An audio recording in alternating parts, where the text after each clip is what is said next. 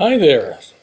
So this is a saw, bandsaw I bought about a year ago. Finally got to setting it up, and that's a small test log. Hey, all right, man. We got this done. We got it done. Okay, so that was the crew in the previous frame celebrating a little bit. That was my daughter and my brother. Anyway, I am pointing this log here, and it was 16 inches at the butt, and at the pointy end it was 14 inches. So it looks kind of crummy. It's a cedar log, but we're going to saw it up and see what happens.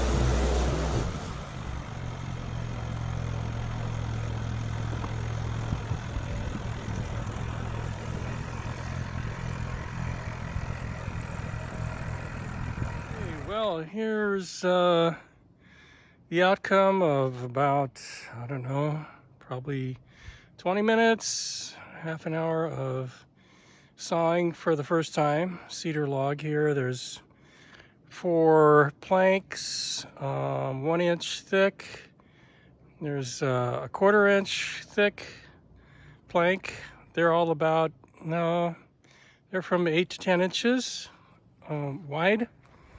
And then there's this beam that is left over. It's 8 inches by 8 inches. And then there's the offcuts over here. Just gonna be cut up for firewood. So at the end of, I don't know, like I said, 20 minutes, half an hour, and the sawmill worked just peachy keen. So yeah, if you didn't completely mess up the shipping crate when you lifted out your bandsaw mill, you can come out with a really nice table. This is the bottom of the shipping crate.